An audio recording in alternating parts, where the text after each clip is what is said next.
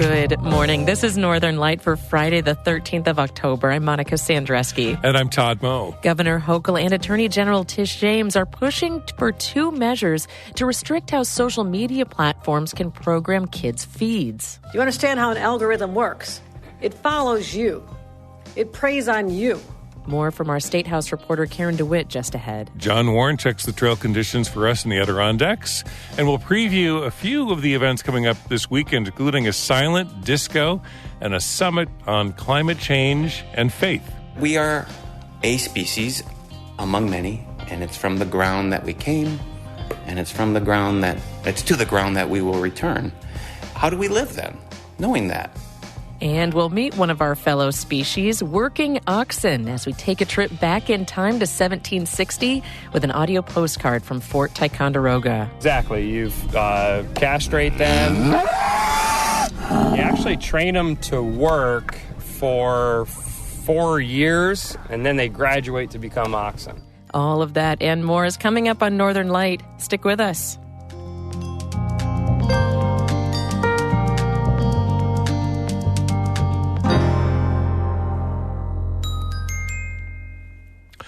Broadcast of Northern Light here on North Country Public Radio is supported by the Depot Theater, Westport, a professional equity theater in the Adirondacks.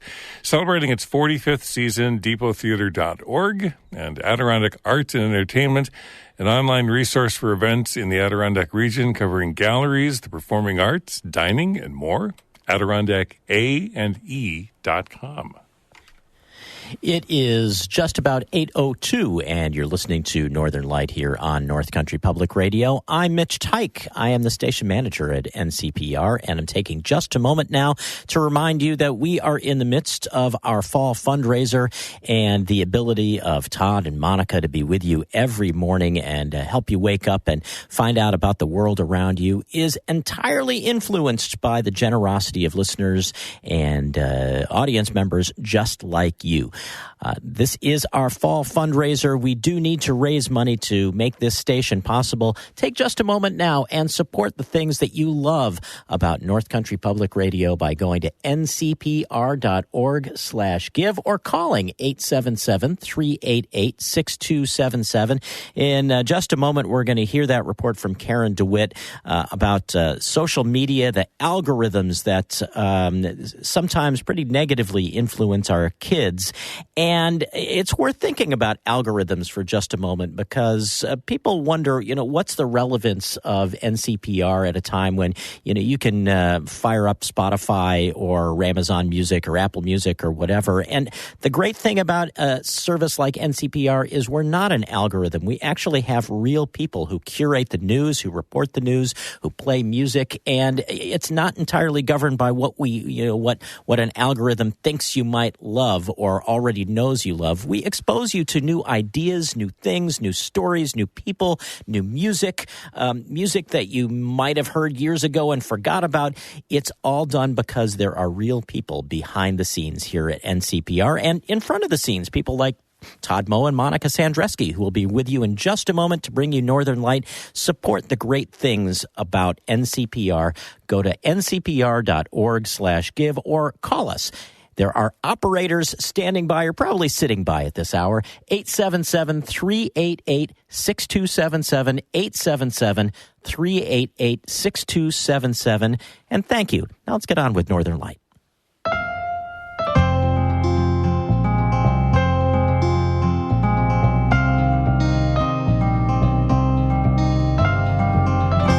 This is Northern Light. I'm Monica Sandreski. And I'm Todd Moe. A Washington County Schools effort to keep its stereotypical Native mascot may soon be coming to an end.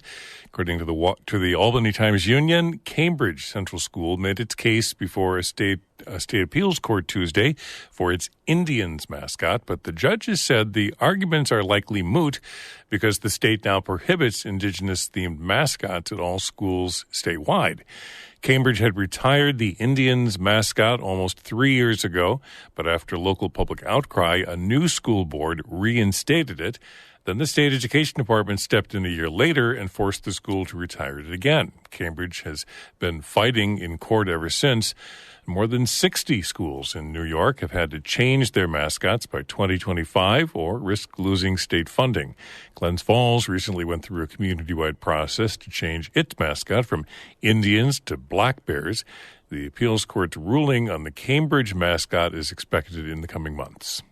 New York Governor Kathy Hochul and Attorney General Letitia James are pushing for two bills to protect teens online. Karen DeWitt reports that one of the bills would bar social media companies from harvesting personal data from minors' online accounts. Our children are in crisis, and it's up to us to save them. Governor Hochul cites a warning from the U.S. Surgeon General that says children who spend 3 hours or more a day on social media are twice as likely to experience depression. Rates of self-harm among 10 to 14-year-old girls have risen by 200% since social media companies started using algorithms more regularly to determine what a user sees in their feed. Some teen suicides have been attributed to social media use. Hochul says the companies like TikTok, YouTube, and X, formerly known as Twitter, employ sophisticated and toxic algorithms, and she says teenage girls are especially vulnerable. You understand how an algorithm works? It follows you. It preys on you. You don't ask for this content. It finds its way to you by very sophisticated ways that the social media companies have created to continue bombarding you and penetrating your mind with images and thoughts. Kathleen Spence says her daughter Alexis created an Instagram account without her parents' consent when she was 11 years old to play an online game associated with a brand of stuffed animals. The innocent fun took a dark turn when Alexis started clicking on posts about fitness and body image.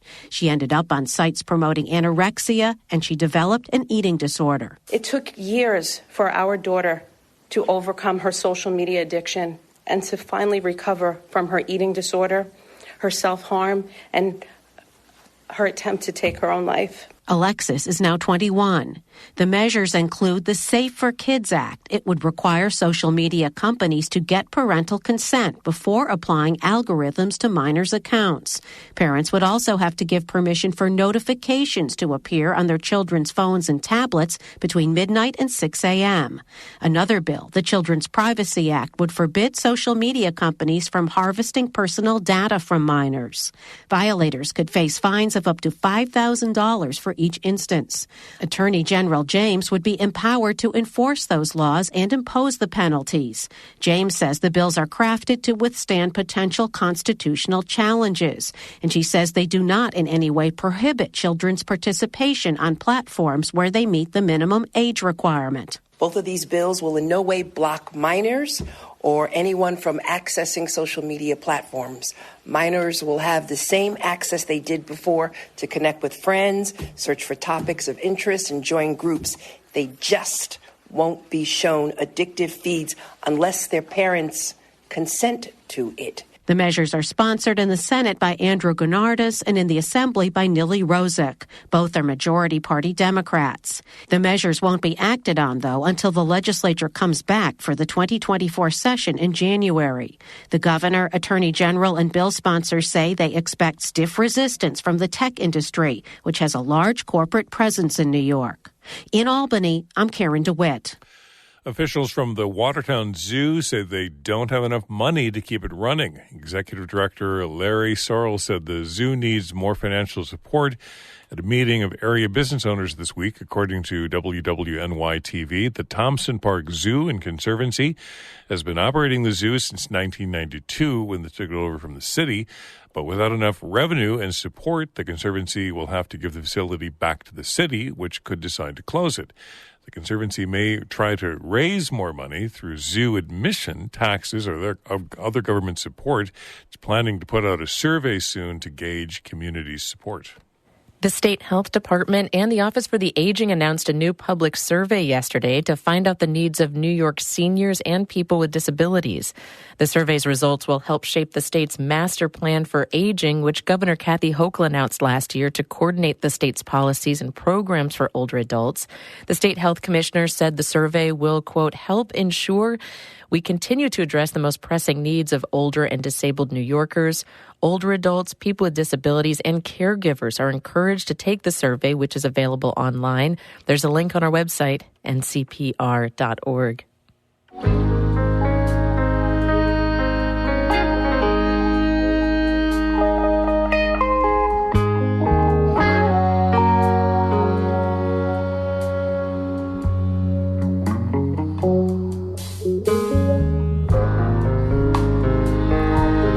You're listening to Northern Light here on North Country Public Radio. It's 8:10. Good morning. I'm Todd Moe. And I'm Monica Sandreski.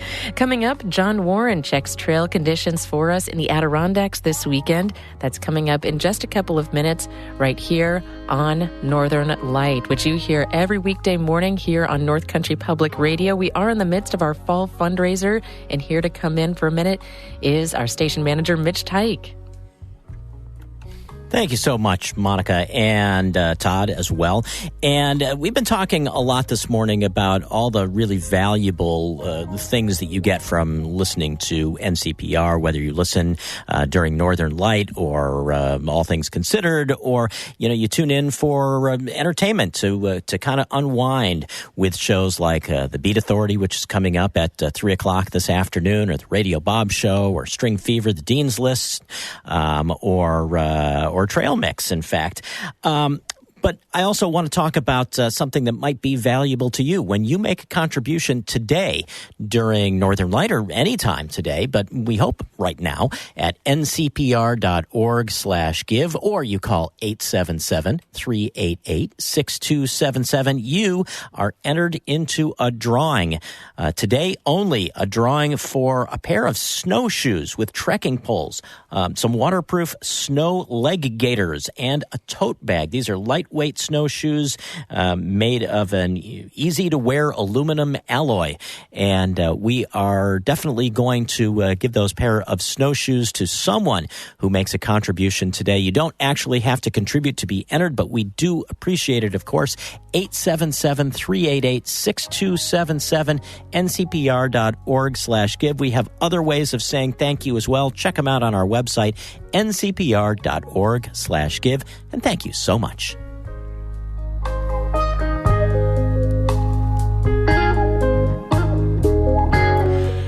Northern Light is supported by Adirondack Foundation, making grants to nonprofits that address community issues of childcare, attainable housing, career pathways, basic needs, and more.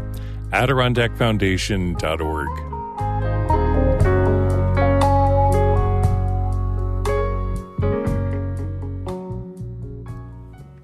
Fort Ticonderoga is a beautiful blast from the past.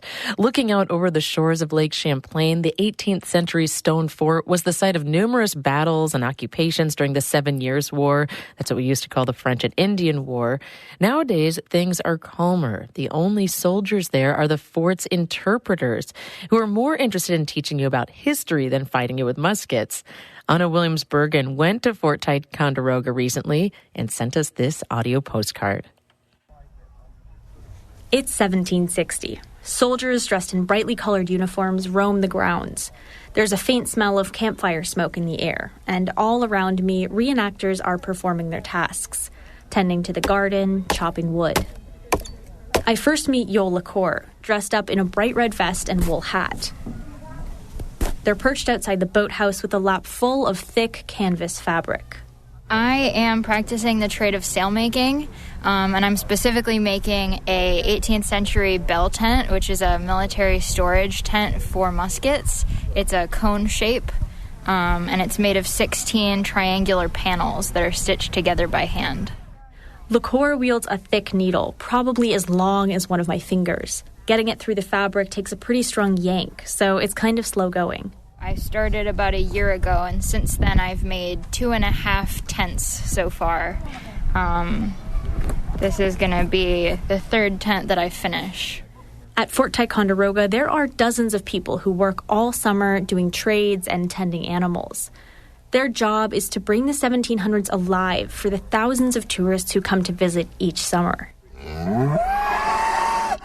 In a nearby field, Cameron Green is fielding visitors' questions about the fort's resident oxen. Yeah, exactly. You castrate them. You actually train them to work for 4 years, and then they graduate to become oxen. So before that, they're just called working steers. Green is the director of interpretation here at the fort, and he's also the one in charge of the two 1,500-pound animals. Can you introduce them for me? Yeah, so this is Mick here. He's our nigh ox, and then we have Mac over there. He's our off ox. He is the talkative. Your off ox, being further away from the driver, tends to be a little mischievous. Mick and Mac are enormous, tall, wide, and barrel-chested. They're yoked together with a big wooden harness. Attached to the yoke is a thick hook and a chain for hauling. Mick and Mac here, they do a lot of work for us. Today they're doing logging as we're pulling logs out of the woods to split into fence rails for their own pastures. Mick, Mac, get up. Get up. Get up, Mick. Get up. The oxen ramble off with their log in tow, so I wander over to the employee break room, a modest wooden house that seems to double as a garden shed. That's where I bump into Ida Bouillon, one of the people responsible for maintaining the fort's colorful gardens. She told me there's a special patch with vegetables chosen from a 1760 seed list. Which are potatoes, carrots, pumpkins, and cabbage. Staff in period costume come down every morning to pick the vegetables and cook up a meal. I asked her if the food tastes any good. I don't know about that. I asked because I know what they would take, and it was somewhat unusual. So usually I got the response of, well, it's edible. That's probably what it was like for the soldiers back then anyways, she tells me. Mick, Mac, G. G. Oh. Oh. Back in the field, Cameron Green is splitting the logs that Mick and Mac hauled out of the woods. It's hard work, hammering iron wedges into the log with a wooden mallet. Most of it's locust, but there's a few oak, hornbeam that are proven a little difficult to split, but we're getting through it. It's getting close to noon, and the sun is beating down. While the humans work, oxen Mick and Mac get to take a break in the shade. Lucky for them, all of their hard work has come with a reward. Lots of scratches under the chin. I do like to be. Anna Williams-Bergen, North Country Public Radio at Fort Ticonderoga. Fort Ticonderoga's regular season ends on the 29th. Workshops, living history events, and a virtual author series will continue into the winter.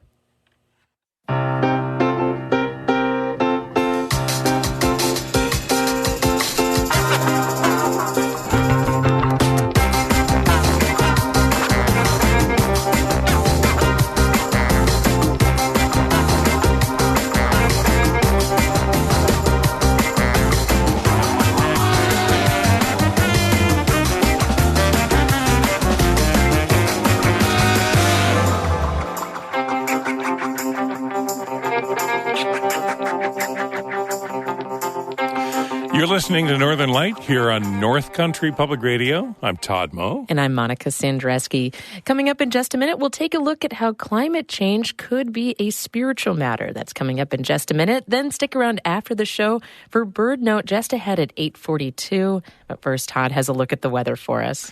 We've got some sunshine in places like Glens Falls and Saratoga Springs, Lake George, those areas, mostly sunny today. The rest of the region, though, partly to mostly cloudy skies, and highs today ranging from the upper 40s into the mid-50s. Light winds out of the west-southwest for the weekend. Partly cloudy tomorrow, mid-50s for highs, and then mostly cloudy skies Sunday and Monday, highs mid-50s with the chance of showers on Sunday and Monday, according to the Weather Service. Right now in Canton, mostly cloudy skies and 41 degrees. Here with a look at outdoor conditions for the Adirondacks this weekend is John Warren. Sunrise will be at about 7:06 and sunset at about 6:17. The weather has turned colder, with nighttime temperatures now dipping into the 30s, colder at higher elevations. Now is the time to bring those houseplants indoors for the season, if you haven't already. The highest peaks have already seen some snow, and overnight frost and ice is now more common. If you are headed to summits, be prepared for winter conditions and pack traction devices. Daytime temperatures there are forecast to remain in the 30s through the weekend, with near freezing temperatures overnight and on Sunday. Wind chills will be cold on summits this weekend, mostly into teens today, 20s tomorrow, and teens again on Sunday.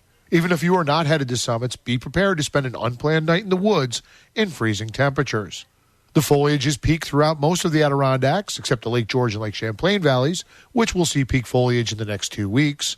Both High Peaks hiker shuttles have stopped running for the season, but the DEC Environmental Education bus will be stationed at the corner of Route 73 and Airport Road at Marcy Field through Sunday for one last weekend.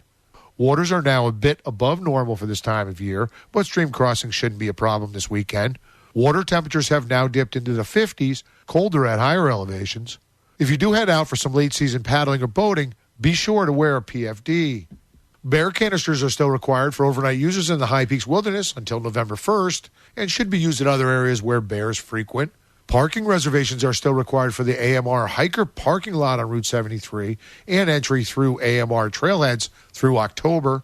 The Clear Pond Gate, a popular southern access to the High Peaks, will be closed to public vehicles starting Monday. No hikers are allowed on the Elk Lake Conservation Easement starting next Friday. And a reminder that the Spruce Mountain Fire Tower is closed for safety reasons. Check out the Hadley Mountain Tower as an alternative. Those are the outdoor conditions in the Adirondacks this weekend. For North Country Public Radio, this is John Warren from the New York Almanac. Online at newyorkalmanac.com. You're listening to Northern Light right here on North Country Public Radio. It's about 20 after 8. Good morning. I'm Monica Sandreski here with the wonderful Todd Moe. And our station manager, Mitch Tyke, is joining us this morning to tell us a little bit more about our fall fundraiser. Hey, Mitch. Hey there, Monica. And I was just thinking about this because we have this drawing that goes on for the entire length of our fall fundraiser. When you make a contribution during Northern Light, you're entered to win a set of NCPR diner mugs with a 1 pound bag of ground momentum coffee. And I think it's unfair that there is not a product named after you. So I was just thinking, Monica, that you could drink that pound or you could drink a cup of momentum coffee right after you go Sandret skiing this winter. Oh, wow. Oh, my word. Mitch, you're out of control. Yes. So, thank you. It'll get me nice and wired. That's great. Just a thought. Anyway, when you make a contribution, not only are you entered to win this really kind of delightful prize, this set of NCPR diner mugs from over the years, a whole variety of them. You can set up your entire coffee party for the morning or tea party or whatever. But you're also supporting all the great stuff that you hear on Northern Light every weekday morning with Todd and Monica. It's the perfect way to wake up as a member of the North Country, or a North Country person in exile. You're spending the winter someplace else, but you stay in touch with the North Country thanks to Northern Light, thanks to everything you hear on NCPR. Take a moment now, support it. Keep it healthy for another year to come. 877-388-6277 or give online at ncpr.org/give. Thanks so much, Mitch. Appreciate it. Coming up, we're going to take a look at one of the weekend's events at the Unitarian Universalist Church in Canton. They're exploring the intersection of social justice, climate change, and faith at a summit. Pastor James Galazinski and other organizers are hosting a weekend of talks and activities with artists and professors, Black farmers and Mohawk storytellers, environmentalists, and local government leaders. I caught up with Galazinski at his office at the church on Main Street. We are a species among many, and it's from the ground that we came, and it's to the ground that we will return. How do we live then, knowing that? Well, I think we should live with more care, with more presence to this moment, to this time, with more love, with looking at historic wrongs and how can we repair them.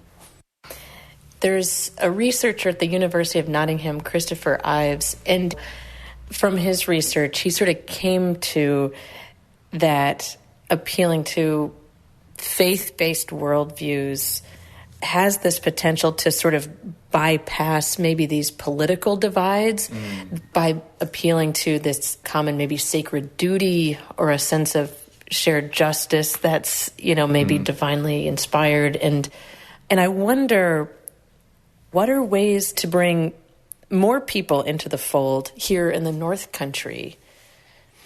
Yeah, good question. I wish I had the solution to that. I do think that religious communities can play a strong role in this because we are already organized.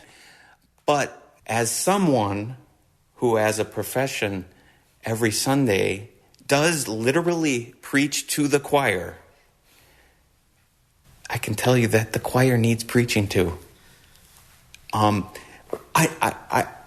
know what? I mean, I'm thinking of like liberal causes and liberal social justice issues, and things don't happen because we're all infighting about the tactic and how to do it and whose grander idea is better than the others or whatever. And there's a lot so infighting, nothing actually gets accomplished.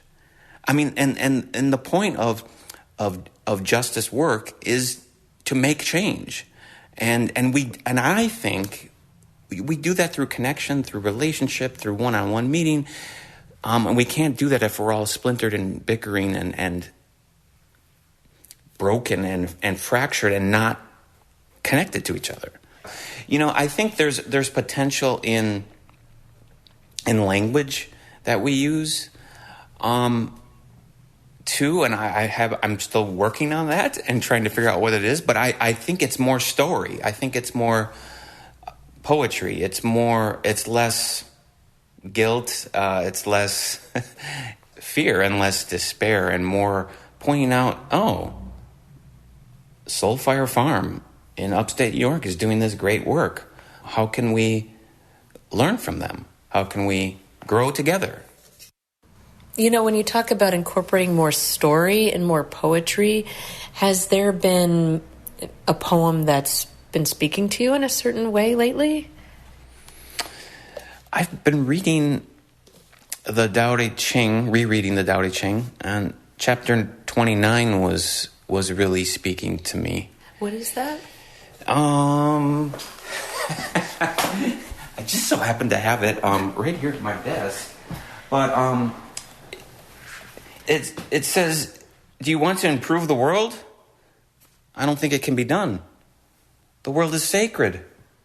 It can't be improved. If you tamper with it, you'll ruin it. If you treat it like an object, you'll lose it. I mean, I think we've been treating nature and the world, the earth, as an object.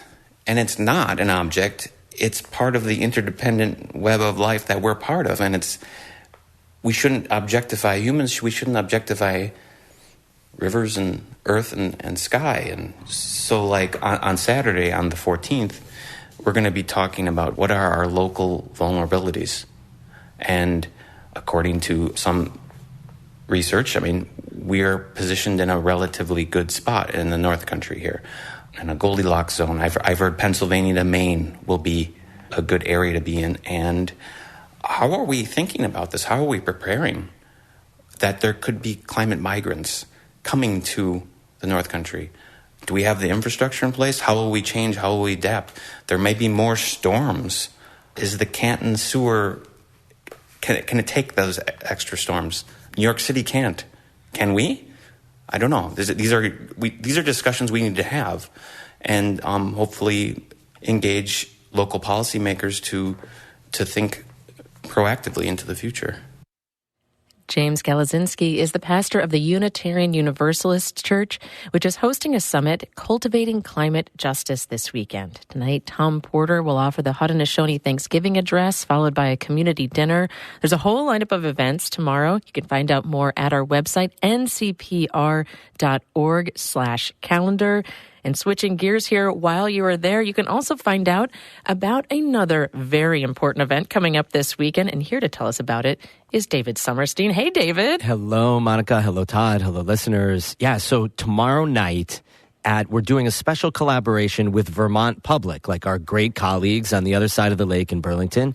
And I'm DJing as a part of a silent disco, Beat Authority style. I do a show every Friday called the Beat Authority, funk, Latin music, reggaeton, world music, Afro beats, the whole thing. And so there's going to be 3 DJs at this silent disco. Oh, right on.